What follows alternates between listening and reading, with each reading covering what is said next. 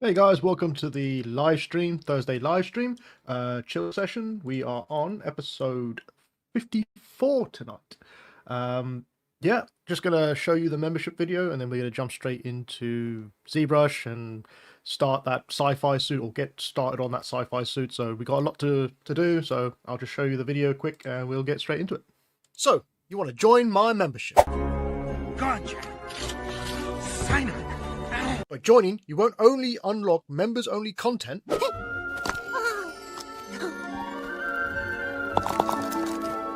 you'll also be supporting my channel and the growth of the community. Are you ready to do your part? I'm doing my part. For as little as a price of coffee a month, God damn, Jimmy. This some serious gourmet you'll be able to access all past live streams and get exclusive members-only content. Yeah, boy. That's less than 49p a video. Shut up and take my money. So if you're ready, join now and become part of this 3D journey. Where we're going, we don't need roads.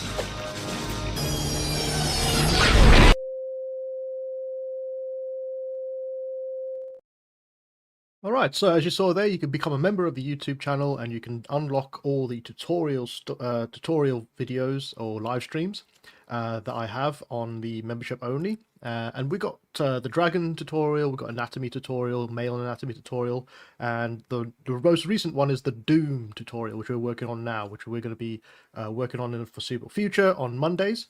You can also become a Patreon. Tier level 3 will get you all the unlocks, as well as exclusive tutorials such as the Velociraptor tutorial on how to sculpt a Velociraptor using ZBrush from beginners to experienced artists, and it looks great in your portfolio. And the last one is a ZBrush tutorial, which is on at the moment. It's a bi-weekly thing, so it's every week you get a video on how to sculpt this guy, and it's basically a good tutorial. Again, every single tutorial I make is sort of honed towards the beginners, so you can learn how to do it step by step. So it's great because you get to learn how to sculpt hard surface characters and also use organic techniques as well inside of there as well. All right, now with that being said, let me just check on the comment section. Boom, there we are. Good evening, everybody. Good evening tomorrow, and Master Splinter, nice to see you here again. And I'm just gonna check. Also, if you can like and share this, or just like this live stream, that would be really handy. I put some music on, I can't hear anything. Put something else on. Okay, that's good. Right, we got a lot to do tonight. There's a lot of things to do tonight. We're gonna get straight into these sort of ZBrush scene. But before we do that, let's get into the stage. There we are, so you guys can see what I've got. So, after last live stream, I decided I needed to get some more images from the online. Some of these are AI generated. Just using them as a reference, as a sort of focal point, not going to use it entirely, just as a reference. So you'll see these ones here look very Mandalorian. I just got them off Pinterest, so you know, don't shoot me. But a lot of the other ones are like Halo inspired versions for the suit. I like this one down here as well. It's quite cool because what it does is it strips away all of the noise around the armor. So if you look at this one, or maybe even this one, it kind of looks a little noisy because there's too much going on, right? You can't really focus your head around what's going on. So what I thought would be great is if I could find images of just the plates, the important parts of the armor, so we can have a sort of focus on how they look. And so I brought these out. Hopefully these are going to be useful to us. I got some other things in here, just some stuff just to look at. I like this one down here, which is another Halo inspired. It's a female version, but I just like the undersuit, right? So you got all the black, all the stuff is in black. It's kind of like the what do you call it? Like the Crisis suit. Have you ever seen the Crisis suit? Where it's just sort of padding, and then the armor sits on top. So that was quite cool, just to see what it looks like as a reference. Yeah. So I am going to make this smaller. Now, I'm probably going to be really small, so I'm going to have to move around there a lot, but I thought I'd just move that to one side for now. And in fact, I think what I said last week we would do is take this into Photoshop and do a little paint over so we can get an idea of, well, it's just another method on how to concept whilst you sculpt. So if you imagine this is something like, what do you call it? So let's imagine you're doing a grey box model for your company or your game studio, and they said, we want a sci-fi guy, here's a rough concept, build it in 3D, and we want to see like a grey box version in, I don't know, 2 days time, right? Or a day's time. Maybe not a day, 2 days time, like a rough block out. So this is kind of like what we would imagine a rough block out would be. The next stage would be then to refine it. So you could send this, so the next stage I would actually do, because if we had the scales all right and we had everything right in terms of the sort of shape of him, then sorry, I would actually take some screen grabs of this, send it over to the concept artist, who can then use this as a blueprint to paint over and do some pretty basic sketching or define it further. Because he's already got the shapes that he needs, it's not going to take too long to actually figure out what you want, right? So I thought we'd just do that real quick. So I'm gonna grab my snippet tool. This little tool here is called a snipping tool. I don't know if you guys have Windows or Macs, but if you've got Windows, then you should have a snipping tool. It's probably one of the most used tools I think I've ever used in studios, like just to take a quick screen grab of something and then just throw it at the art director or throw it at the lead. It's a pretty handy tool actually. I'm just gonna quickly snip the body. So this is what it looks like once I've snipped it. So sort of screen grabbing it. I'm gonna jump into Photoshop real quick. Control C, Control V to bring that in. Now I'm actually going to change the background so it's the same color. And this is also a good way to show off your model, by the way, to lead artists or to show off as a presentation sort of thing. So you bring your model in, you do the sort of front, back, and side views of your character. So I'll just jump back into ZBrush, take a side shot, grab a snippet, take a snippet of that, Control C, open up Photoshop, Control V. It's also quite important to keep the same scale. I should have actually done this afterwards, but doesn't matter. So that's a side view. And I'm going to go to Photoshop, ZBrush, sorry. Go to the back view, grab a snippet, and snip back side of him. Control C, and Control V. And I'm just going to scale this up so it's roughly the same scale, like so. Okay. So now that we have him in here, we can now do a kind of concept paint over what the concept artist would do, right? So the first thing I want to do is get rid of the background of all these characters so we can actually mask us out easier. Oh, Anastasia says hello. Oh, I went my comments section. From Russia. Hello, nice to see you. Yeah, so I'm going to just magic wand and delete the background from each one of these so that I can grab a mask easier. So just deleting those backgrounds. I'm actually going to group these or merge these layers. And then I can come in here with a brush. So I find this is a better way to sculpt, technically sculpt, your character. Actually turn on the vertical as well, so we can have vertical symmetry whilst we paint this, so it does on both sides, so just speed it up a bit. So the idea is to take a look at what you have, sort of analyze what you've got as a character, and then update it as a painted model, and then use that going forward as the base to change inside of ZBrush. So we have a look at this character here. I mean, we did quite a bit of work to it already. So what I want to do first, I'm just going to mask, isolate the mask, make a new layer. What I want to do first is I just want to paint out where all that kind of under rubber character would be. So all the, you know, the undersuit of this armor piece. So all, where is she? There she is. So all this black stuff, I just want to mask all that out so I can see all the shapes of the actual armor pieces that we have, and I think that's gonna be more useful to us. So just gonna come in here and paint this out.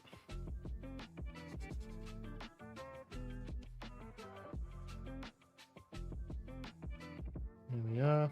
Now I'm not going to be too precious with this, because it will be changed at some point anyway, or it's just a rough sort of paint over.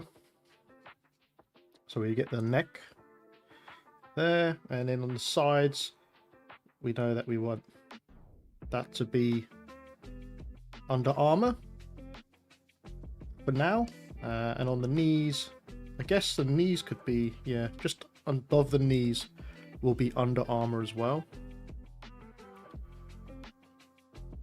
By the way, if you have any questions you want to ask me, please feel free to ask. This is not a tutorial session. This is a live stream chilled session. So if you want to ask anything, feel free to ask. If you guys can also let me know if you can hear me all right, that would be great. I'm going to paint the hands out as well, because they just get on my nerves. They look awful. Right. Just going to grab the eraser and just clean that neck up a bit. I think it's slightly off kilter with the symmetry on Photoshop. So we have that. Okay, that's the knee. Now the knee, depending on how we're going to do the kneecap, we could have a little bit of fabric underneath the knee as well. So now we get into, now we can start sort of updating the concept, right? So we know we want to have that as part of the underlining suit, and I'm going to make a new layer. And I think it's important as well when you're doing this. Now again, I'm not 100% a sort of hard surface armor characterized, right? I can do it, but I am much more in line with organic creature designs and stuff like that. By the way, I have something I want to show you guys before the end of the live stream, so just remember to do that as well. Oh, Anastasia says, do you have a job now? What kind of project are you working on? I do have a job. Unfortunately, because of the NDA, I cannot say what I'm working on, but it is a job in the game design as a VR character artist. So I'm working for a VR company, and it's all character design, creature design stuff. So yeah, been there for about, is it coming on to 2 years now? So that's pretty good. Right, yeah, so as I was saying, I'm not 100% a hard surface character artist. I am much more of an organic artist. And so it's going to take a little bit of getting used to and figuring out what we want here. So as I was mentioned before in the last Thursday when we were working on this, is when you're doing hard surface or armor plating for a character, you kind of need to think about how armor works in real life and how it would work on your character. So if you had, I mean, a knight in shining armor, obviously a knight has just a really stiff, well, it's not too stiff. I mean, if you watch a lot of historical videos online, and about medieval armor, you'll know that they're actually quite maneuverable, but they still have that kind of clanky robotic type Tin Man type thing. So you gotta kind of think about when it comes to sci-fi armor, how best to make sure that everything works right on your character. I think I did mention this last time, but so when it comes to movement, you of course you want to have areas where the movement is going to be pronounced. So in the knees, the hips, the arms, and the waist. That's the biggest area of movement on your character, right? So you got to think about how he's going to move, or how she's going to move if you're making a female version, and what needs to be in those areas in order for them to be able to bend and stretch and stuff like that. So as I mentioned last week, I don't think that the midsection of our character so far is going to cut it as a sci-fi piece, because or as an armor piece, because there's too many hard plated pieces in here, right? We need to kind of simplify this area in order for him to be able to bend properly. So what I'm going to do is, first of all, just going to start to break it away from what we have. So I've noticed in a lot of the Halo type characters, as I mentioned before, like these ones down here, the chest plate is literally around the chest area, and there's a lot of movement allowed for the midsection and the shoulders. You can see in the crotch area, we kind of got the crotch area down pretty well. I might have to actually paint out a little bit more on the sides here for this design, and then also paint that as one piece. Actually, I'm going to paint the silver or the actual armor in a different layer. I think that'll be easier. Okay, so going to define that. So that's going to be the midsection cutoff area. We can make sure that nothing in the midsection is going to be hard surface. It's all going to be underlining, sort of underlining armor for him. And the shoulder pads are going to cover the arms at the top of the shoulders, so that's not a problem. They look fine. The neck area around here, we might want to change it a little bit, so it does something a bit more open in the front here. And this will be the shoulder pad, shoulders going down.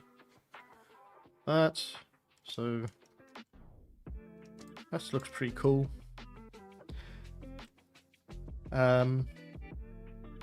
Yeah, just coming in here and mocking up some things. I'm not quite sure how we're going to do this. I mean, these sections here are pretty good. The bottom of the legs, or the legs itself, work quite well. We might want to split this up actually around the ankle, so you have a shin guard and then the boot. But I don't know, actually. I think it works. Kind of works for Halo style, doesn't it?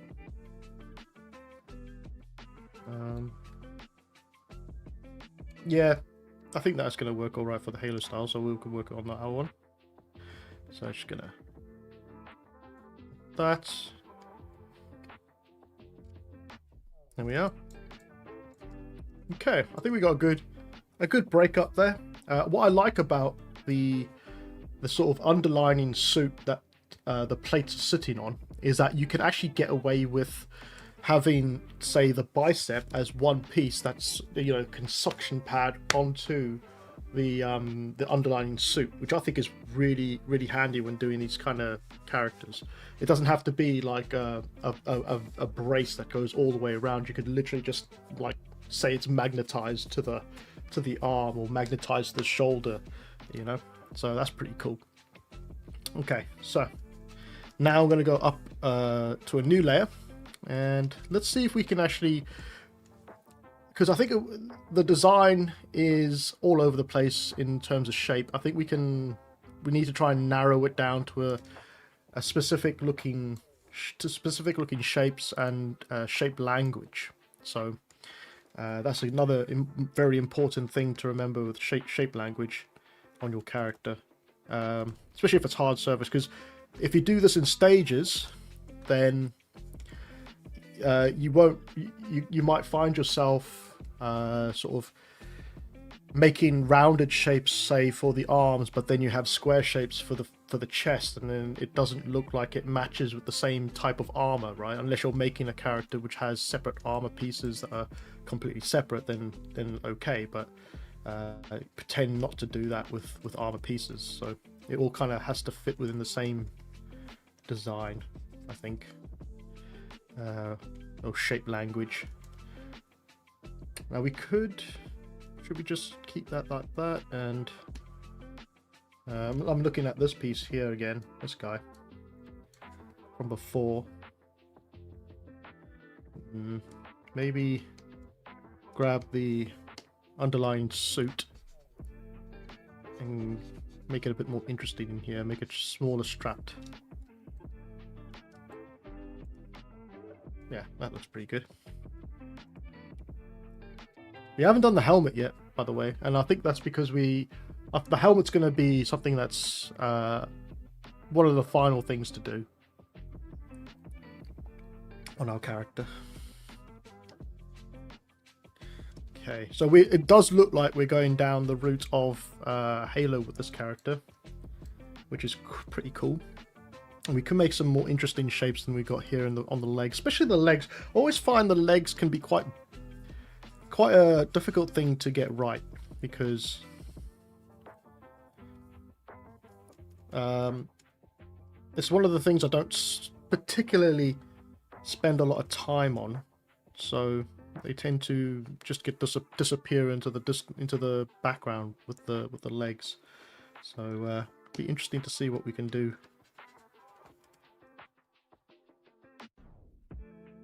Again, it doesn't have to be perfect, it just needs to be visually something to look at as a reference. And I'm going to should we cap this at the front, at the top here? Again, we're now moving more into hard straight edges and not so much the curvature stuff, so it's a bit more mechanical than before.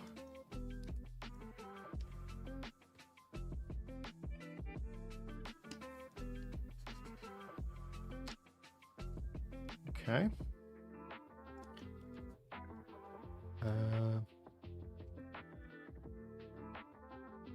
I wonder if we can straighten this out a bit more.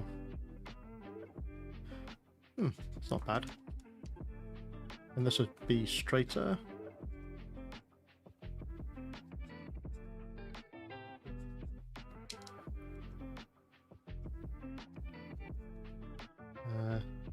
How's everybody been, by the way, this week? Has everyone been alright? Anybody started any new projects? Or finished any other old projects? Straight lines. Let's get these straighter.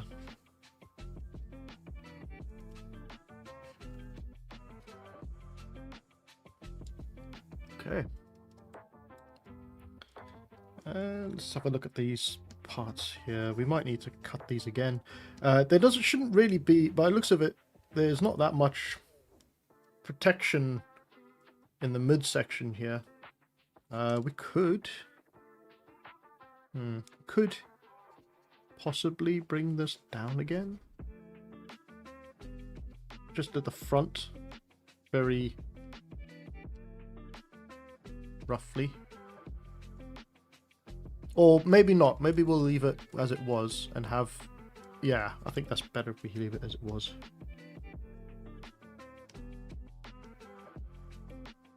And straight lines. Straight cuts. Okay.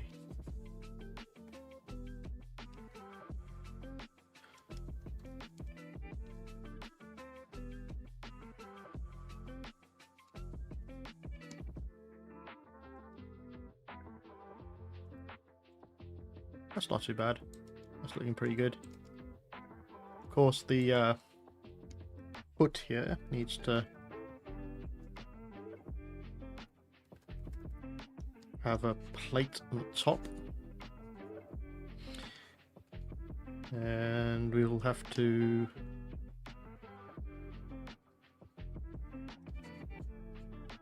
Yeah, we'll have to think of something here. Maybe something like that.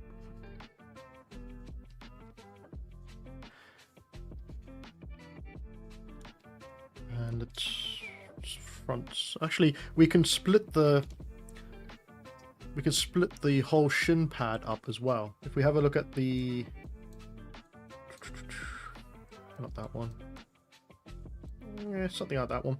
It's kind of that Iron Man sort of look, you know, how the shin is split up. If you look at this one here, it's kind of split up. It's got this big piece at the top, and then the middle piece and the little piece on the bottom. So if we cut this just like they do there. I need a darker grey. We cut that there. Like so. And just make this thicker on the top. And there should be a shadow, I think, or yeah, there should be a shadow here to represent the sort of change in depth on that. Tomorrow says, just trying to wrap up a comic book fan art piece. It's been dragging on for about a month. Partly because of perfectionism, partly because of heavy rendering seen in Blender. Oh wow, that'll be interesting to see. I'd like to see that. If you got my Discord, that'd be great to see on Discord when you finished it. Comic books. I've never really thought about comic books, to be fair. I think it's. I mean, I'm not a comic book artist. That's a very particular set of skills to be a comic book artist. Like you need to know how to draw the same thing over and over again, and I just don't have that skill or patience, I think. But I do admire comic book artists. I mean, I've been watching something on Netflix actually. That's from an anime. It's called Windbreakers. Has anyone heard of Windbreakers in the chat? It's a really interesting TV show and a series. It's a bit of a slow burn, but I think a lot of anime is a bit of a slow burn. It's because it's got a lot of story to tell, and characters sort of to bring to sort of get used to. But it's catching up. It's building up now. It's something bigger, which is really cool. But yeah, I've always find that anime is a very slow burn when it comes to getting the story going. And I guess that's kind of how it loses me a lot as well, is because it takes forever to get into it. But once you actually get into it, it actually works out pretty well.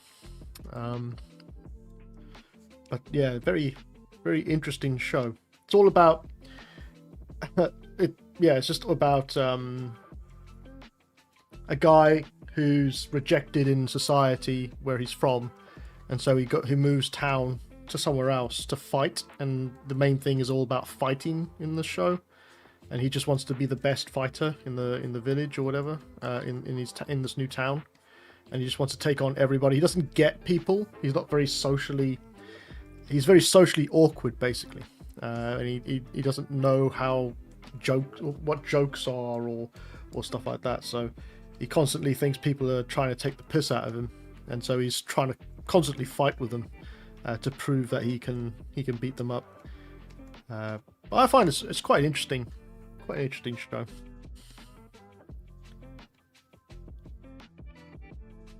are we gonna do here?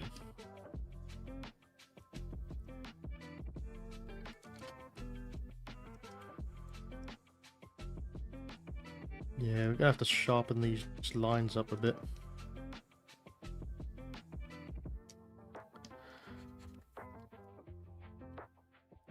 I've also been working on a project at the moment for a new video for YouTube. It's going to be a new video series, a new video series on YouTube. It's all about taking something or one of my models from my time-lapse videos, because they're kind of all concepts, right? They're not really finished pieces, and taking it and finishing it off to, I don't want to say to like a final stage, because it's not technically a final stage. It's still a concept, but it is using Substance Painter and then put it in Mari to in Marmoset Toolbag, sorry, to render. So you get to, in the videos I'll be also explaining it. It's not going to be like a time-lapse video. Actually, it's going to be a little bit like a time-lapse video, but it's just going to be artist commentary, because I think a lot of people enjoyed those sort of artist commentaries from back in the day. So I'm currently working on that. I've just finished doing all the 3D work and stuff. I just need to now sit down and make the video and the voiceover. But yeah, I think it's going to be really cool. In fact, let me show you the design that I've done so far. So I'm just going to give this a pause at the moment for now. It's not looking too bad, actually. It's quite nice. I'm just going to move this out to the side, and because I bought Marmoset Toolbag, I thought to myself, well, now that I've got Marmoset Toolbag, I might as well buy Substance Painter as well. So I did that, and then I ran this demon through. So this is an old demon. I don't know if you guys remember this demon from one of my time-lapse videos, but I did basically I just did the head, right, for this guy.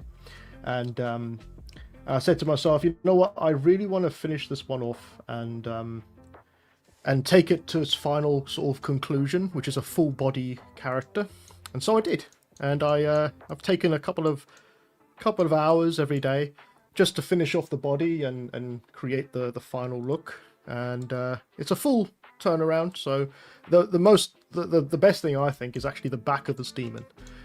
If I just center this into the back, you can kind of see all the detail work in the back area, which is quite nice. And so the idea that I'm having is to take all my models to this sort of finalized stage, right? And then put it in my portfolio, because even though it's not a final piece, it's still got UVs, it's still got a low poly model, still got UVs, still went through Substance Painter, so it's still a portfolio piece and can be branded as a portfolio piece, even though it's not technically usable in game, because it's not proper topology, like clean topology. But it's still got the workarounds on taking it through the pipeline just with basic UV sets and whatnot. But yeah, I think it came out really nice, and hopefully I'll have the video up at some point in the near future. But yeah, so that's what I'm working on at the moment, trying to get more of those type of videos, more of those type of videos made. Comics Legend says, just make it a 3D printed statue. You know what? I did some other renders inside a Marmoset Toolbag, and I'm not going to show you because I want you guys to see it when it comes out. But it does look very much like a statue, like in real time. Like it looks like a Warhammer figurine, the way it's been rendered, and the way the camera hits it and stuff, and the focal length and stuff. It's really eerie, actually, how real it looks in the render, which is quite cool. Okay, I think that's pretty good for the front, and then of course you just need to copy the same thing with the sides. Now I know we're not doing much modeling right now, but I think this is a good opportunity for you guys to kind of see how, I'm just going to turn off the symmetry, to kind of see how you can, you know, do the same thing with your own characters if you ever get stuck in a concept. You could just do the sort of same thing that I'm doing right now, which is especially when it comes to hard surface. When it's hard surface, I always find when it's hard surface, it's a lot harder to make out the shapes, right? Rather than if it was soft surface. So I always just I've always found it difficult to read hard surface things, because the side view is going to be quite complex here. I think we might just make the back area as well fabric as well, or the undersuit. Conversation says, do you have any Marmoset lighting and rendering tutorials? I don't have any Marmoset lighting and rendering tutorials. In fact, I'm still quite the noob when it comes to lighting and rendering inside of Marmoset. I hope to get used to it a little bit more.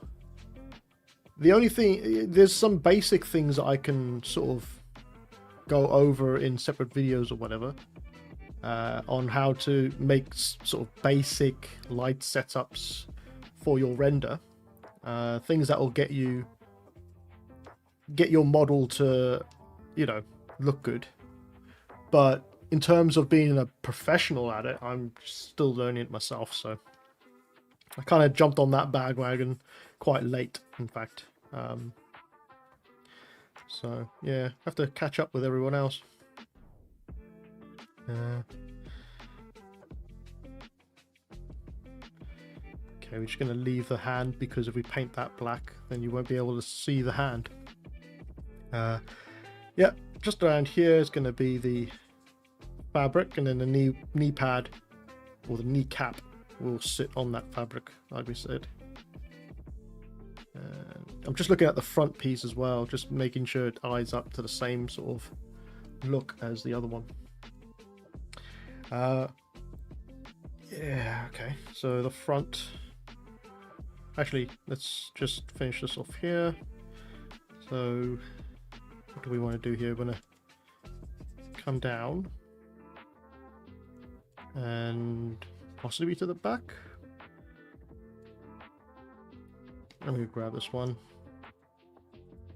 and just clean this at the back here.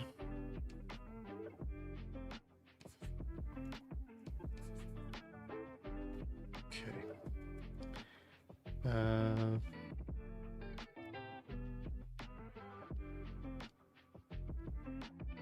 So I'm going to get that breakup in these shapes here. Maybe, what does the concept look like? What the other model look like? Let's come down. In fact, come down and back up. Just gonna turn off, get the eraser brush. That's another thing. You don't have to keep to the silhouette that you want, that you have, as well. You can also delete the silhouette if need be by erasing it if it doesn't fit with what you're trying to achieve. And then, so this will go up the back.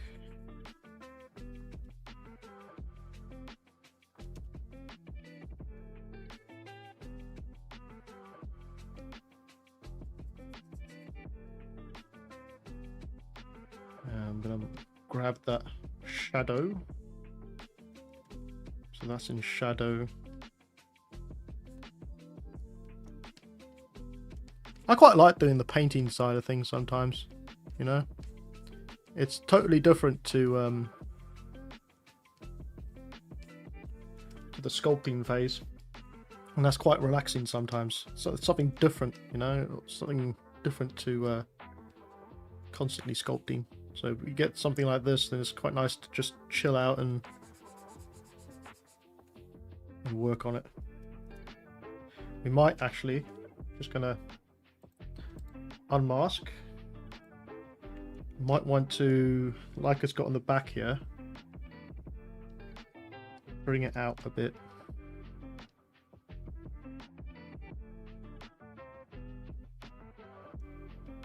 And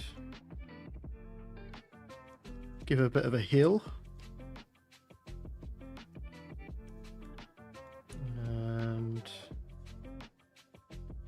We want this piece here as well, down here. We want that piece on the top.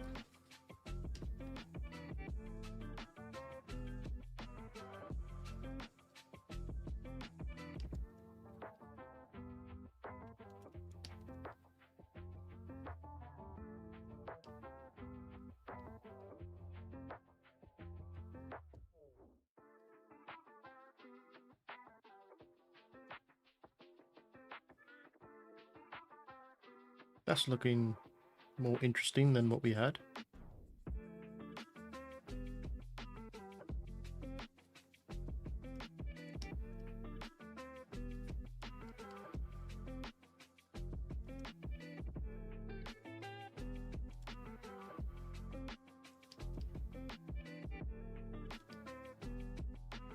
Try to get that front shape in there.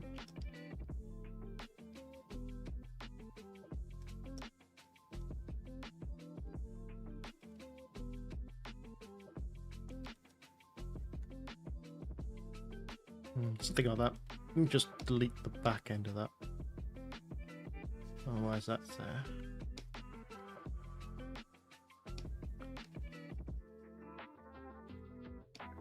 Okay. And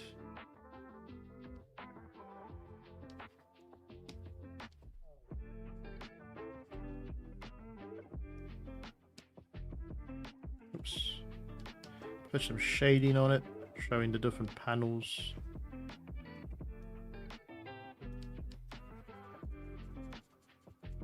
Yeah, that would be cool.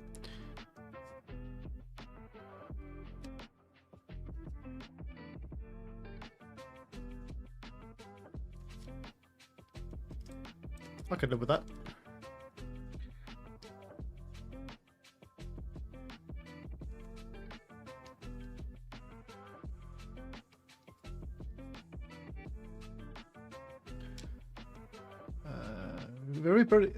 Pretty quiet in the chat.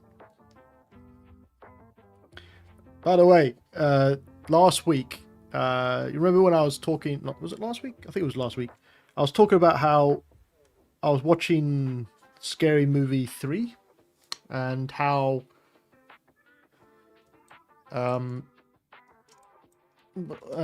you know, how it was kind of seen as a, I think it's kind of seen as a taboo type film in today's society because of all the bloody, you know, woke rubbish that they have on the TV and whatnot and whatnot, and not being able to make jokes and stuff. I found out that this week they just announced the 6th installment of Scary Movie, and I think it's going to piss off a lot of people in the social norms, you know, with the social norms and stuff. It's already got a huge backlash in the online community for being offensive. You know, I mean, that show was always offensive. It always had some sort of offensive sort of messaging or whatever in it. Well, not messaging, but sort of, what do you call it? Not offensive. It wasn't offensive in the way that it, you know, it was supposed to be obvious. It was just obvious. It wasn't supposed to be. It was supposed to be tongue in cheek. That's the word, tongue in cheek. It was supposed to be tongue in cheek, and everybody could laugh at it, you know. And that was what the Scary Movie shows were famous for, just taking the mickey out of everyone.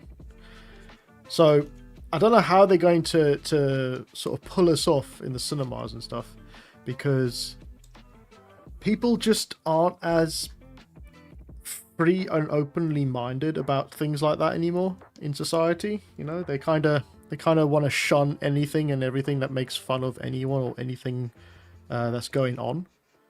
And I think Scary Movie is just one of those films that you have to just laugh at. You have to just brush it off your shoulder and just go with it, because it's such an iconic franchise. It's kind of like South Park, you know how South Park, they take the piss out of everybody equally. and well, they try to anyway. I think it just needs to go back to that. Just take the mickey out of people and let people sort of laugh at things again, because there's not enough laughter going on in the world right now, and I think we just need that sort of release from seriousness all the time. But yeah, I'm interested in seeing how this plays out with the Scary Movie franchise coming back. Who knows? Maybe we'll see another like couple of years of stupid scary movies coming out. Just taking the mickey out of everyone.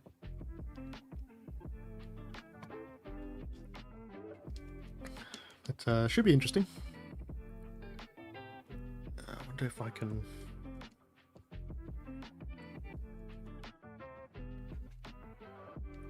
break that up a bit there.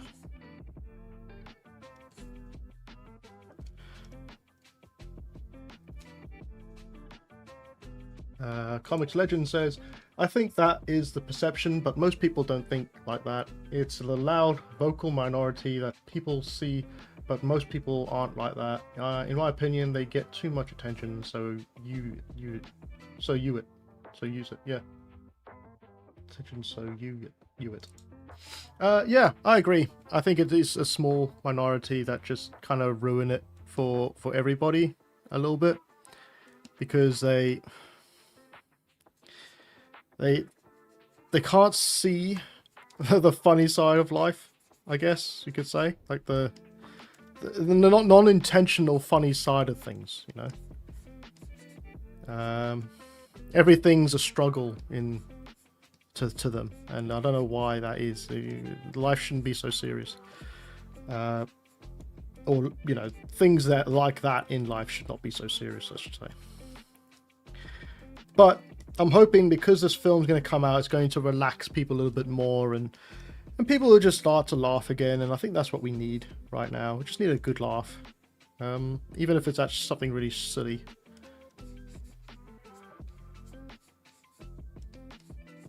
But it's kind of, you know what I mean? You know what I think? It feels like we've gone full circle again.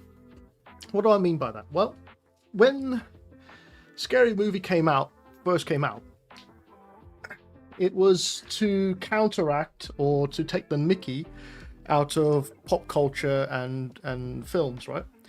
And they did really well with the first and the second one. And the third one wasn't that bad either. But then they started going to right schlock when it was 4, 5, 6, whatever. Well, 4, 5. And then they had the superhero movie. Then they had like branch offs of Scary Movie, like the superhero movie, yada yada yada, which did really badly. And then it just disappeared, right? And then all of a sudden, we have another Scary Movie, like actual Scream movie, come out. And Scary Movie pops its head out again and lets itself be known, right?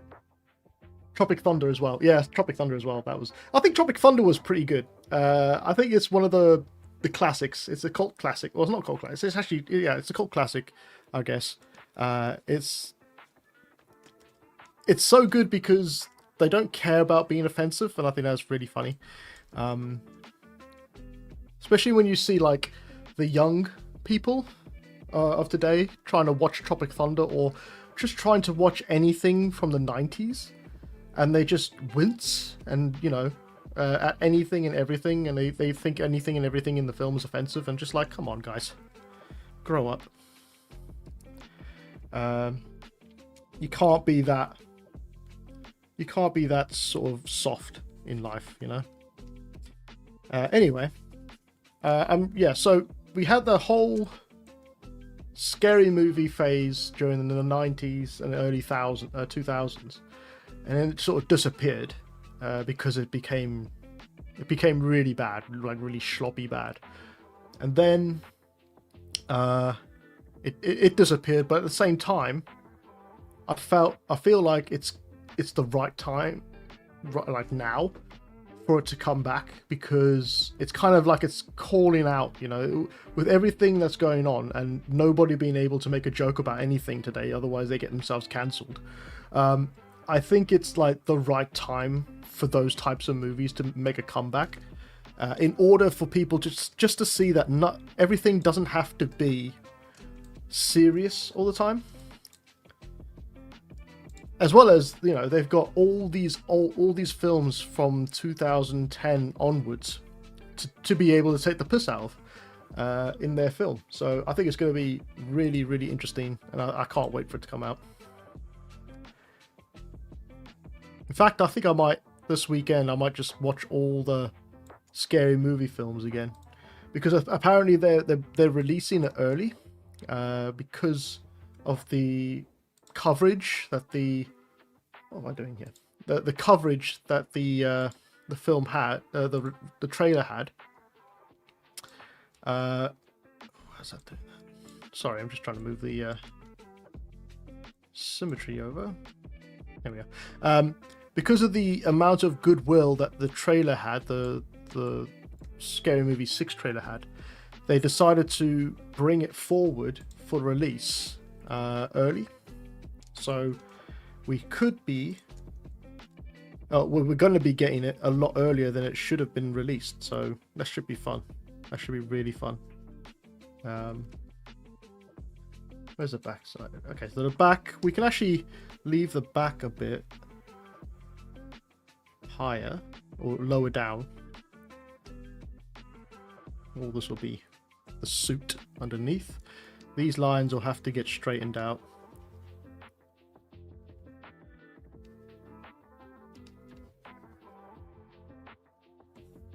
Yeah, that's better. I'm not a massive fan of the curvy stuff.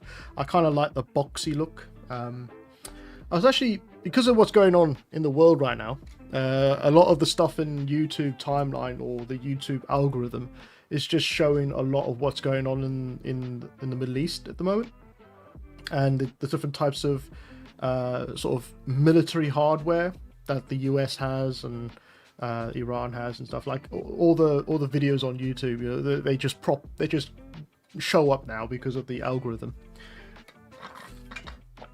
And I was looking at the types of hardware and fighter jets in particular the US had, and I've got to tell you, I fell in love with the F-35 Raptor. Is it the F-35 Raptor? Yeah, F-35 Raptor. That, if you've ever seen the F-35 Raptor, that is the most beautiful looking jet I've ever seen. I'll just find one. Hold on.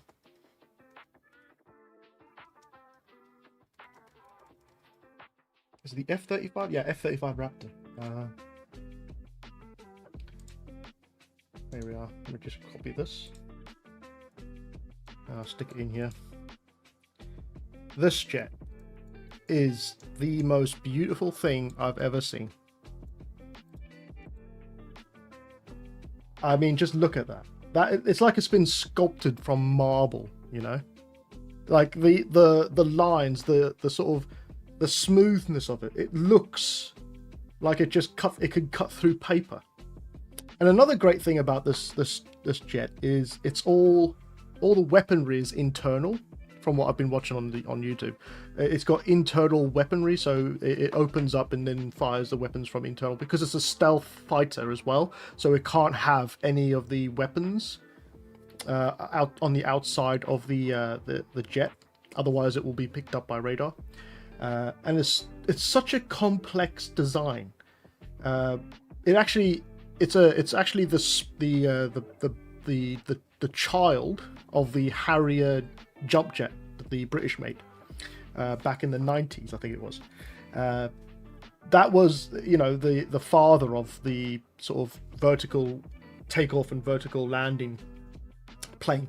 But this one is just amazing to look at. It's such a sleek design, and yeah, I mean, apparently they're now I'll just get rid of that real quick. Apparently now the F-35, I think it's the F-35 Raptor, can now take on nuclear warheads. so it can carry nuclear warheads in the internal bays, right? On the internal bays of the weapon system. So it's a stealth fighter, and it's pretty fast, I'd say, and it looks beautiful, and it can also shoot nuclear weapons, small nuclear weapons. So, you know, it's got everything you need in one fighter. It's a multi-purpose fighter now, apparently. That's what they call them, multi-purpose fighter. But yeah, I just thought it was really cool design. It's just the sleekness of it, you know. When you see something like that, you think that has got to be the pinnacle of fighter jet design. I think if whoever designed that, you got to give them extra credit. Master Splinter says the F-22 Raptor and 35 Lightning. Oh yeah, sorry, getting it wrong. Both are stunning designs. Yes, they are. I think the F-22 Raptor is smaller than the F-35 Lightning, right? I can't remember which one's smaller. Only slightly smaller. But yeah, it's the Bugatti. I say it's the Bugatti of fighter jets.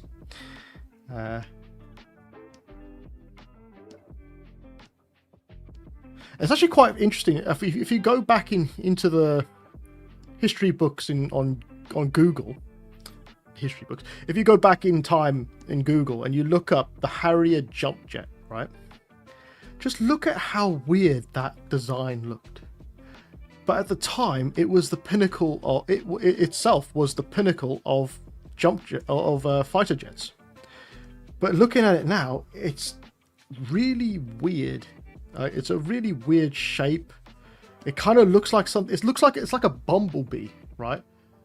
It doesn't look like it can fly, basically, to me, compared to what we have now, or what the military have now. It's one of those planes that shouldn't look that looks like it shouldn't fly, but it does. And it's only because I'm comparing it to what we have now. Obviously, it was amazing fleet of ingenuity back in the day. Or ingenuity back in the day. But for some reason, I look back at them and I'm like, how is that actually flying and taking off? With all those heavy payloads as well.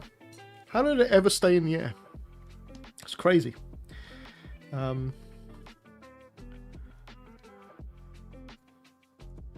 Yeah.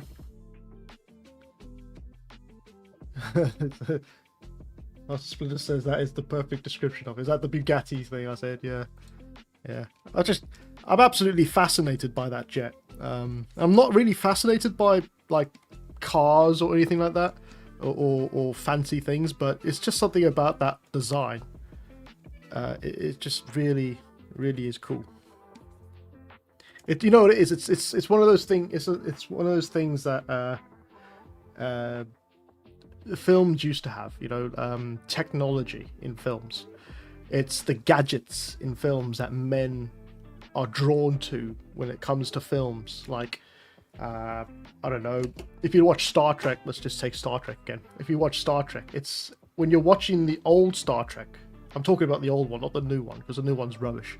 But in the old one, when they got the tricorder out, when they got the phasers out, when they had those little beep things, you know, all those little things that they had. It's all about the gadgets that I guess the male audience really enjoyed about Star Trek, Star Wars, all those other films. It's all about the gadget, like Ghostbusters, when they're talking about the power pack and how it works. It's all gadget stuff. And I think that's what films are kind of missing these days, like, you know, gadgets and things that men enjoyed looking at. If you take, like I said, if you take Star Trek today, Fleet Academy, I think it's called, Star Trek Fleet Academy. They don't even have the comm badge that I think they tap it and it brings out a hologram, but that's quite boring, right? I think the tap and the sort of voice command was more interesting. And then you have you see them being able to teleport around the ship or to other planets just by walking towards a wall, and they'll just disappear as a teleportation, right? I think that's really boring. I think going to an actual teleportation room and getting teleported from that room because of the device is more interesting. So I think they shoot themselves in the foot these days when they don't. It's another thing. Marvel films, right? Remember the first Iron Man film when Tony Stark actually built the Iron Man suit, and you could see him and all the gadgets and gizmos turning and wheels, cogs, and all those things turning to make the suit. It was interesting. It was really cool. You felt like there was some weight to the suit. There was some weight to the character. And, at any minute, one of the little circuits could short circuit and the suit could be completely destroyed. But then Endgame comes along, or what was it? It was the other one. Not Endgame. Mind blank. Infinity War comes along, and Tony Stark's suit is now nanotechnology. And I think that was the downfall for the MCU, was nanotechnology. Because every character now just has nanotechnology. Apart from Deadpool, Wolverine. But the majority of the MCU can now just use nanotechnology to put a helmet on, or, put a suit on and stuff. It's just boring. I want to see old school Iron Man and Captain America, and even Black Panther, when he had to take the helmet physically off his head, even though it did appear nanotechnology wise on his head, but he could physically take it off in Winter Soldier, that sort of thing. I don't know. I think I just want technology back, or tech stuff back in my films. I'm not sure. I don't know what about you guys. Also, Twitter says, what is your thoughts on the A10 Warthog, slightly in the opposite direction for design? I think I like the Warthog, not only because it's iconic, but also because it's basically a war crime to to use one of those things. It is so what do you call it? It's basically death on wings, A fun fact for you: the Vulcan cannon, I think it's the Vulcan cannon that it has, is actually offset to one side of the Warthog for a reason, and that's because the shells, because the way it spins, it spins so heavily that it can actually change the direction of flight or direction of the plane. I believe that's how it is, and also because it doesn't. I don't think they shoot the cartridges out of the Warthog anymore. They kind of hide them inside the ship, or they shoot them out, but the weight distribution before they shoot them out. So if it's fully if it's got a full-on capacity of shells in it for the Gatling gun, I'm just gonna call it a Gatling gun. It's called something else, like a Vulcan gun or something. Anyway, because the weight distribution is it can change, because when it uses the gun, it shoots out the shells so that the plane becomes unstable. They actually had to change the weight distribution with the cannon on one side of the plane rather than being directly in the middle in order for it to be stabilized. It's something like that, but it's very interesting. It's the most feared jet, anti-tank jet, I think it's called. I think it's an anti-tank jet, but it's one of the most feared jets on the battlefield because it's so iconic, and I don't think there's been many that's been shot down. I could be wrong about that though. Tyler says, the only thing I know about the Harrier jump jet is that it's Arnie's favorite plane, and he's got one. Yeah, well, Arnie's got a lot of military tech. He's got his own tank, I believe. Master Splinter says, utility design for sure. If it is a flying tank, but not the sleekest. No, it's not the sleekest design, but it is. It's a robust aeroplane, I believe. I think it does what it needs to do on the battlefield, and that is just to blow shit up, basically, and scare the living hell out of the enemy, which is exactly what you want.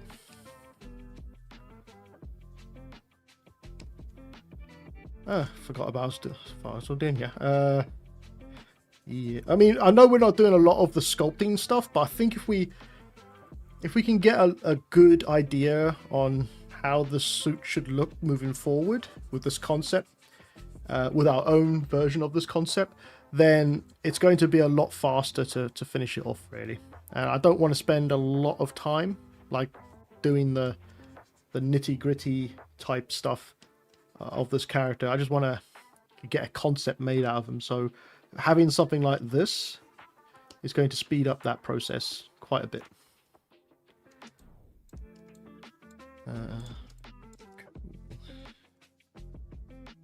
All right, so back of the knees, those are all going to be fabric as well. I'll tell you what plane I don't like, but I still think is a cool plane. Like, it's still very good. Is the Typhoon. Has anyone seen an image of a Typhoon? I think it's just because it's just aesthetics wise, like looks wise, it doesn't look very cool. I think it looks really, really boring, in fact, compared to the F-35 or F-22. Let me show you. I'll show you what I mean.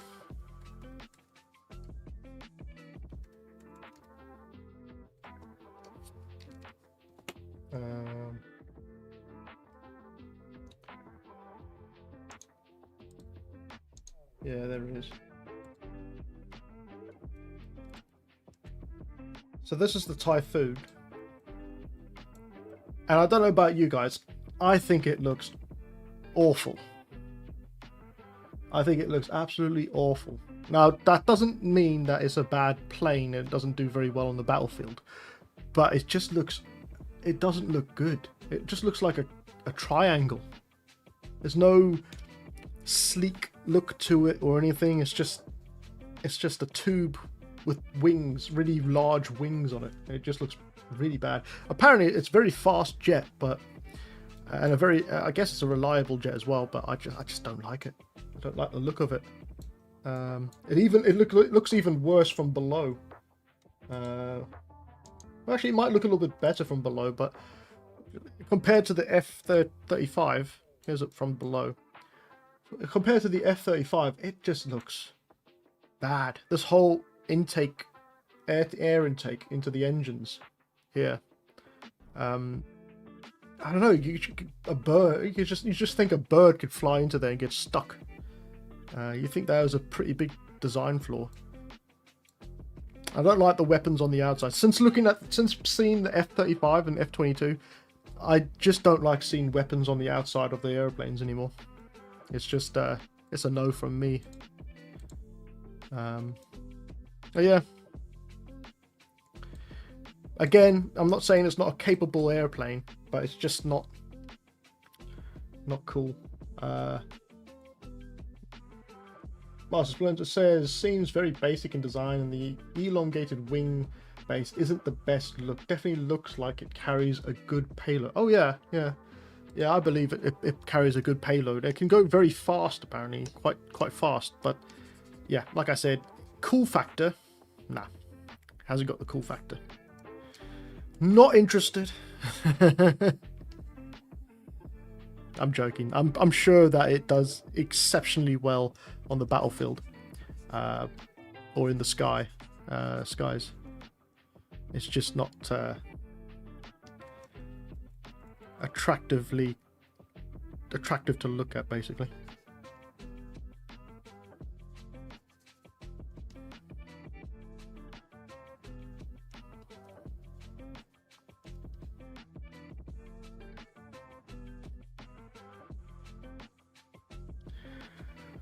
Laura says, next hard surface challenge, a humanoid character in a suit based on a jump jet. Easy, yeah, fuck that. The Typhoon definitely wasn't sculpted in ZBrush. No, I think they just, I think they were still using cardboard to design that, you know, like fold piece, like someone threw a paper plane in the air and they're like, oh, that looks good. Let's use that design. Yeah, I know. Again, I'm shitting on it, but I'm pretty sure it's a beast in the air when it comes to actual military force. I just can't get around the design.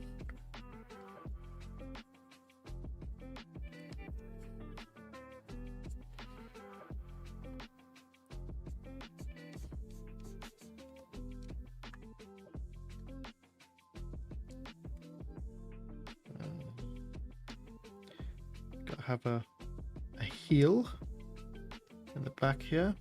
Just print that there. Oh, that looks weird. Let me see. Let me just turn off the mask. Yeah, I think. Yeah, I think. What else? What else is there? I think. Oh, another good airplane design I really like, but it's a really old plane, is the Spitfighter, the old Spitfighter from World War II. It's a beautiful, beautiful design. It's it's just got really nice shapes to it, you know, iconic shapes to it, and cool factor as well. Considering what it did during the World War II, during the battle for Britain, I think it earns its stripes as one of the best planes out there ever in history. Okay, so go cut. Whoops.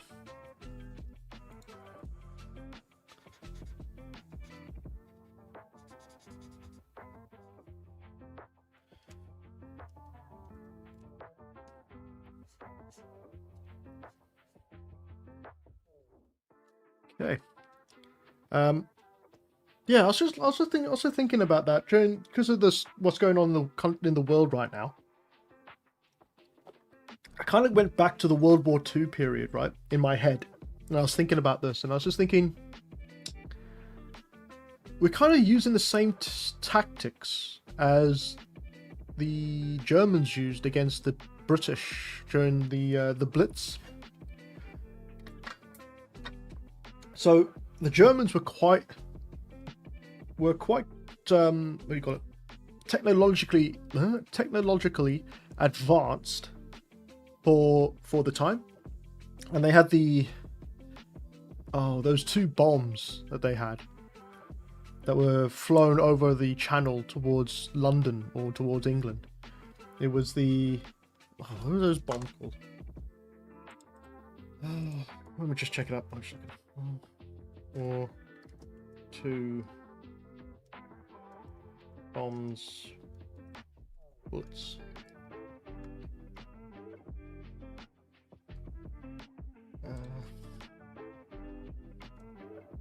Early drones, I guess you would call them.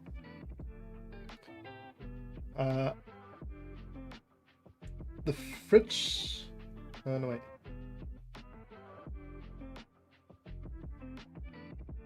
Oh, they don't have it. Hold on.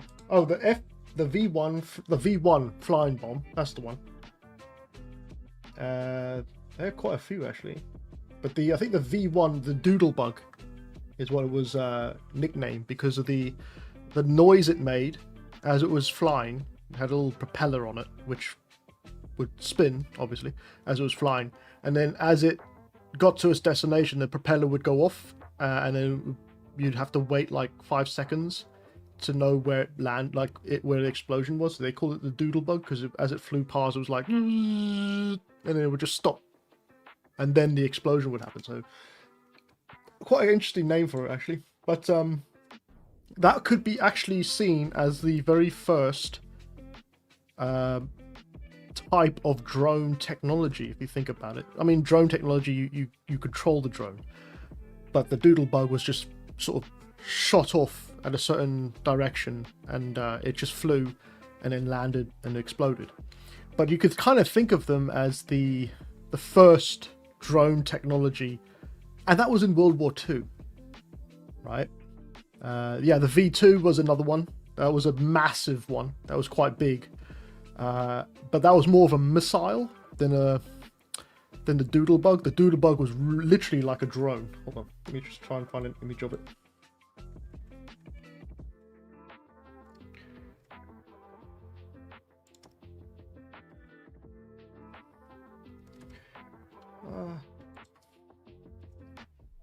Yeah, 1 second. Okay. Okay.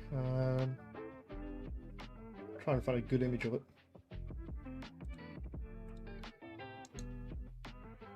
Probably not the best image, but let's just see.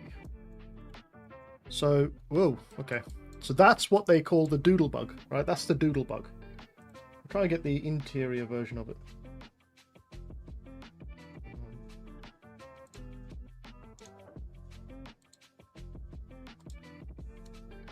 Of course, that one comes in really small. All right, so that's the sort of interior of it, and you can see it's kind of got this this engine on it, and I think there was a little propeller. There it is, the little propeller on the nose. So that's what the noise would come from as it flew, and then as it got to the target or was over the top of the target where it should be, it would just go silent, and then it would explode. But you can see from the look of it, right, the design, it kind of looks like the early versions of a drone, if you think about it. It just wasn't sort of maneuverable. You couldn't maneuver anything. It was just shoot in one direction, and then that was it. Comic Legend says, you should sculpt the jet as a new project. Would be cool to see. I don't have the patience to sculpt jets. I think sculpting something like the F-35 Raptor or F-22 Raptor, I think that would be something that would be better suited for Maya. So sculpt it inside of Maya, like what do you call it? Not sculpting it. It is sculpting, but it's more of like modeling. That's the word. Modeling it inside of Maya.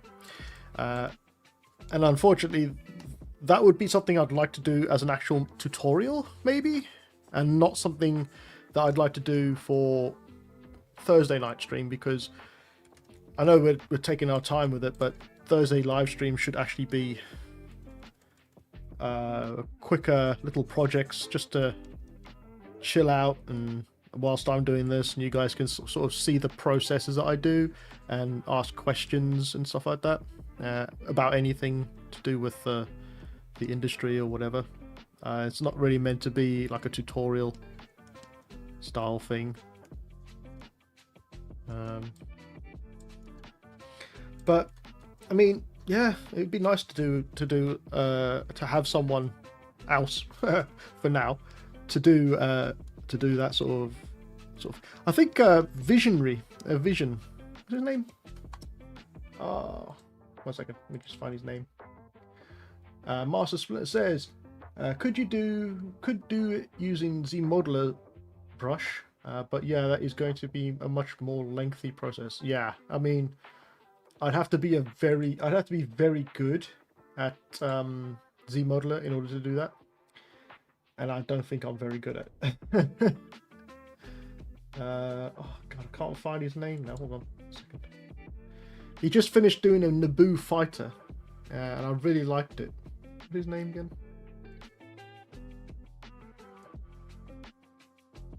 Cryptic Visionary. That's the one. Cryptic Visionary. If you go on to his Instagram, I'll just share his Instagram real quick. So Cryptic Visionary's got a really good hard surface skills. He did this sort of sci-fi tank,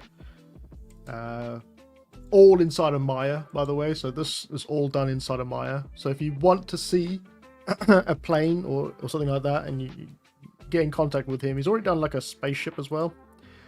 I don't know how he has the patience to do this. I think I'd kill myself before I did that. But it was also the videos. Let's just check the videos real quick. There's a video of the Naboo fighter. There it is. So he did this Naboo fighter, and I gotta say, it looks beautiful. It is a beautiful shape language and sort of lighting, and the colors, the very simplistic yellow and grey colors, just work really, really well with that sort of design. Again, the Naboo fighter is iconic as well. I love the Naboo fighter. It's actually very, very close. I think it was very close to the design of the Spitfighter, if I'm not mistaken, which is where the inspiration for the Naboo fighter comes from. I think I saw that in how they made it video, like the making of it video.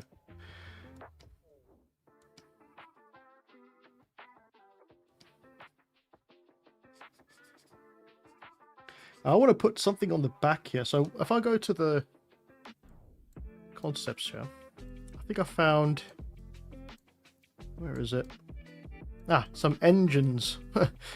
Engines.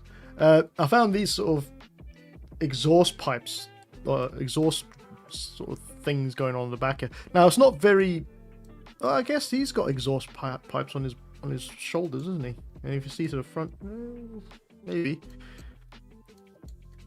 It's quite common to see that sort of design on the back of these sci-fi characters. It's like the power pack of the suit is always on the back of the character, isn't it?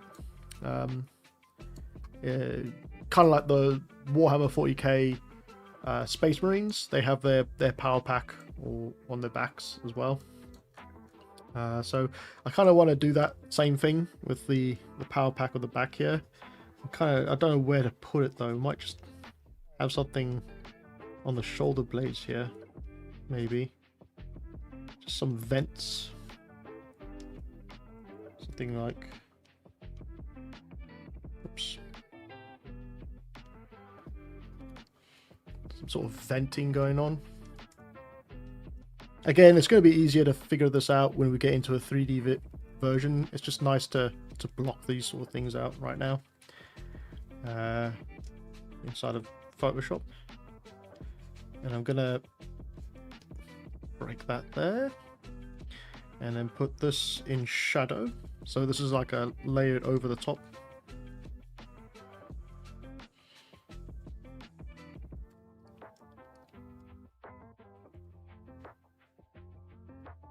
And remember, straight lines. When doing something like this and you're dedicated to a very straight line design, just remember to keep that in mind when you're doing your character. Straight line design. I noticed that something like, is it Overwatch or is it Cyberpunk? I think I read somewhere that they had a very specific way of designing hard surface things. So instead of having 90-degree angles everywhere, they'd always make sure that their lines, I think it's for Cyberpunk, for the cybernetics on the skin, that they would always have it at a 45 or not 45. That's 45. 90, I'm going to say 120 angle. 45 with 120 angle. Something like that. So it's just off the 90. So you never have a 90-degree angle, basically. And if you do the same thing with your designs, and you have that sort of mindset and rules to your designs, then it actually makes for a better design. So we're kind of going through the process right now of adding that kind of 45-degree angle hard edges to the model instead of having soft edges. You can see how there's a line, then a 45-degree angle, or 90-degree, 120-degree angle, and then the next line. Kind of want to keep that mindset when designing this character.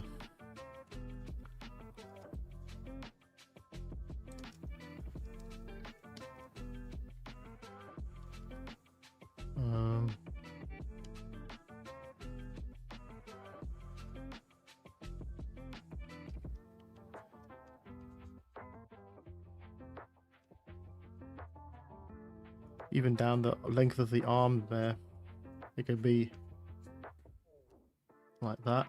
And then I'll grab a cutoff and I'll just add a little bit of line work in there to break it up.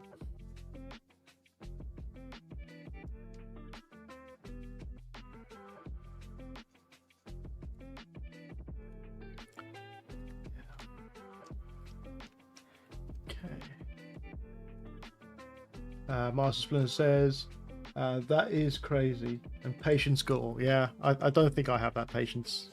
In fact, that demon that I showed you earlier is still me not having enough patience. I could have spent even more time like sculpting each and every single wrinkle on that character, but I didn't have the patience. I wanted to just get it done to a certain level of detail. Because I think what I normally do is I leave that type of detailing to my actual art, my actual work from in studios, rather than doing it for personal pieces. Because although it's cool to have a really detailed piece, it's also cool to sort of relax when it comes to your own artwork and not have to sort of work so hard. It's supposed to be a relaxing thing, you know. You're supposed to enjoy the process and enjoy what you're doing. When you start to think like you do when you're in studio, then it becomes a pain to do artwork. Okay, I think this is looking pretty cool. I'll just come to the front one quick. Maybe I'll leave it. Maybe I won't. No, I won't leave it. 1 second. I'm just going to adjust the front piece quick.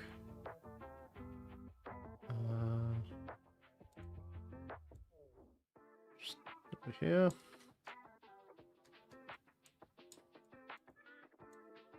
Oh, come on. There we are. Just going to come to the front and try to adjust this piece here. Maybe instead of having 2 steps there, we'll just have the 1 step.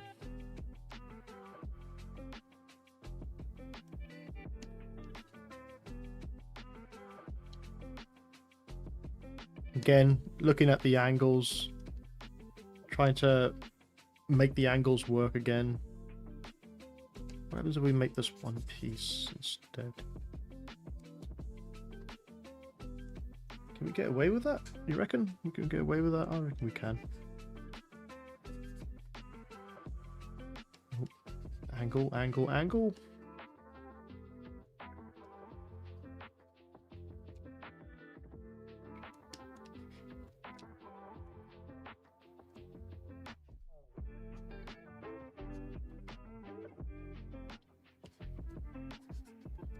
That's pretty cool.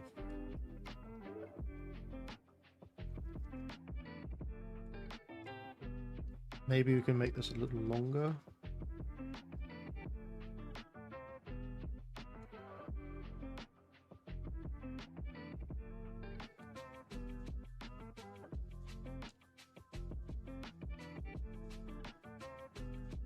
That's not too bad. So anything that is black is going to be the undersuit, and anything that is colored now will be our armor pieces. Actually, I kind of like this shape here from the back of these shoulders. I'm going to just duplicate that on the front as well. So it comes like that. Yeah, that's better. This middle piece here might need to cut it in here again. I don't know. I'm kind of mixed between what I want to do with the shoulder, with this chest piece. I have to sort of think about that a little more later.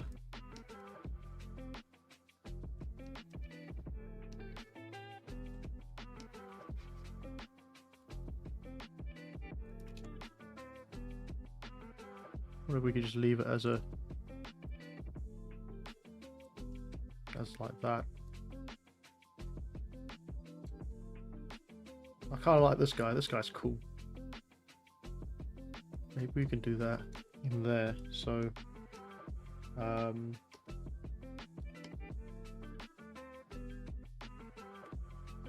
that, and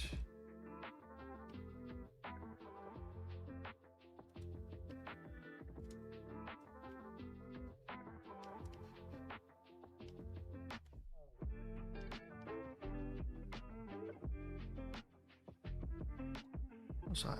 That's all right.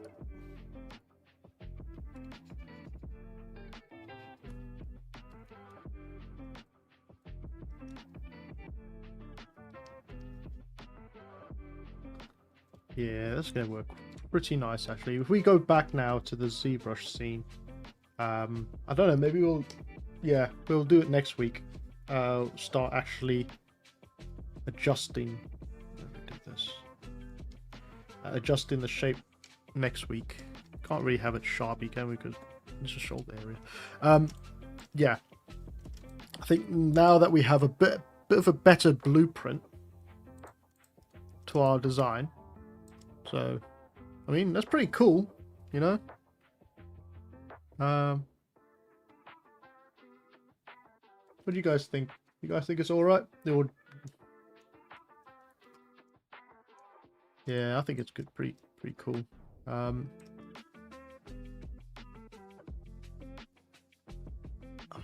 just want to move that out of the way real quick. And a good thing about this is that you can actually put this inside your portfolio as well to show you to show them that you took it into Photoshop to adjust and think about the shapes further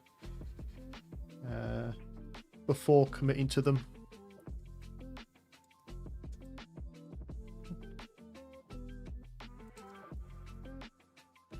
Yeah.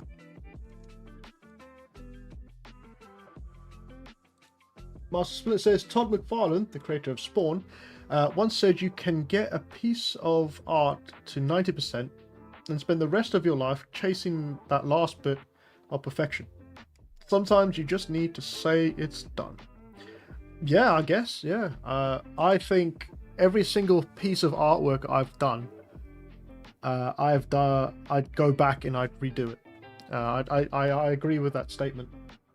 There's not one piece of artwork I've done where I've sort of said to myself, yeah, it's done. That's good. I think that's really good. I'm always trying to think of how I could have made it better or done something different to it, and then gone back and changed things. Which is, I think it's just it's also kind of like an OCD type thing. I know that word gets sort of thrown out there quite a lot with the type of people we have in the world today, but it is one of those things that artists do have, is like OCD when it comes to their artwork, especially their artwork, and they're really sort of they really want to get perfectionism down. So yeah, I mean, even if you look at the great artists of the world, right, back in their time. Wait a second, I just noticed something real quick.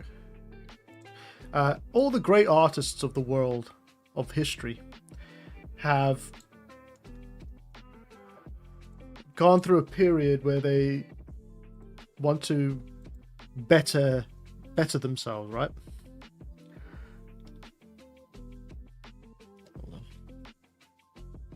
If you look at any of those old paintings, like really perfection looking paintings from the sort of Renaissance period and stuff like that, and places, and stuff like that, you will notice, if you strip back the painting, there's probably like 10 different paintings or drawings underneath that painting that you've seen.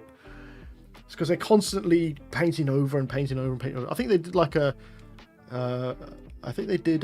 scan of one of Leonardo da Vinci's paintings, and they found like multiple sketches of the painting before he even started painting, or multiple paintings of the painting underneath the final one. So yeah, it is one of those things that artists have. It's just they strive for perfection, and it can actually drive people crazy. I mean, there's been some artists out there that have gone crazy trying to pursue perfection. I think the better thing to do is to know when to stop on your own artwork. Just stop. That's not going to get any better. Move on to the next piece and try to better the next piece rather. I find that a lot with drawing and painting in particular, is that I find myself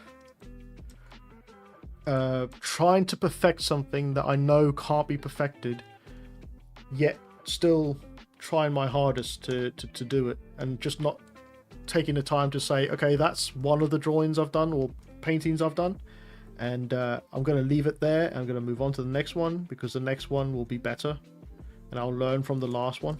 I always just sit there and try to figure out how to paint it perfect instead, and it's just not healthy, really. All right, cool. Yeah. So what do you guys think? Do you think it's what do you think of this design? Do you think it's just going to be a cool design? I mean, obviously it's just a block in, so we're just blocking in how it looks or how we want it to look. And then what we'll do is take this design, I'll stick it on the pure ref scene, and we'll actually translate what we drew onto what we have here. So I think we'll do that next week because it's actually coming up to the end of this live stream. But yeah, I think this is going to be cool. I look forward to actually doing this next week. What I'll do as well is I'll just touch up a few things here and there, get it looking really good in these little concepts before taking it into pure ref as a piece, a conceptual piece, just to add a bit more detail to it in some places. But yeah, I think we're on the right track with this one now. Comics Legend says looking cool, thank you very much. Master Splinter says, I dig the block in, good shapes. Thank you. Oh, you mean the sculpt? Yeah, that was pretty cool. Cool. All right, so I think that's about it. I don't think there's anything else. Oh, by the way, that Windbreakers, that TV show on Netflix, it's on Netflix. If you got time, or if you want to put something on in the background for, you know, sort of background noise, this is a pretty good show. Only up to episode 5, I believe. It takes some getting used to, and it takes a lot of dedication to love it, but I think it's a pretty good show. I think you know what I think it is. I think it's the English dubbing is just, it's making it sound weirder than it is, because they tried to speak English to the sort of philosophy and stuff that they have in the show, and it just makes it sound a bit weird. But I think it's still a good show to watch, and I think everyone should sort of check it out when they have a spare moment. All right, so I'm going to leave it there. Gonna leave it there for tonight, guys. If you can, please like this video, share with anyone else that's interested in 2D 3D stuff. Next week we're continuing on the Prowler from Doom, which is really cool. Really looking forward to that. By the way, if you don't know what that is, let me just try and grab that 1 second.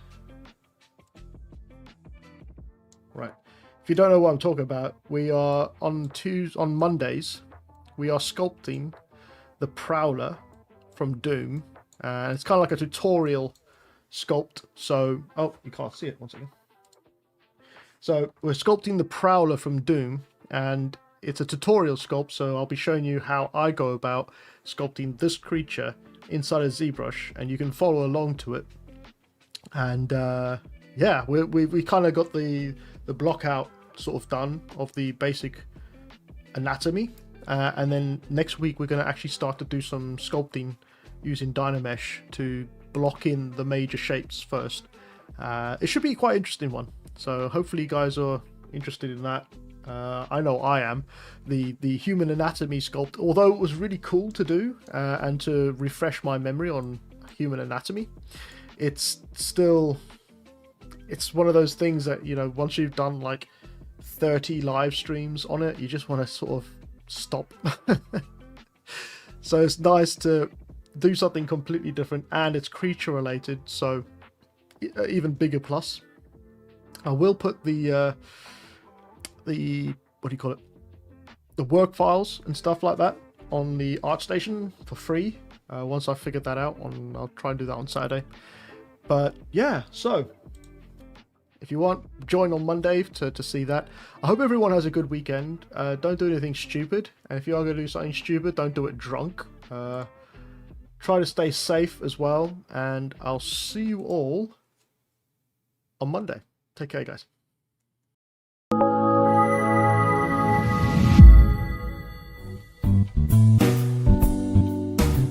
Thanks for watching. If you're interested in more exclusive content and want to support my work further, then please check out my Patreon page at MLW_creative for more. Also, view past live streams you might have missed in Tier 3 tutorial support, where I will be archiving future streams moving forward. If you are interested in other full-length tutorials, brushes and models, then check out my online stores for more useful content. I would also like to thank all my subscribers and patrons for supporting me for this long. Again, thanks for watching and stay safe.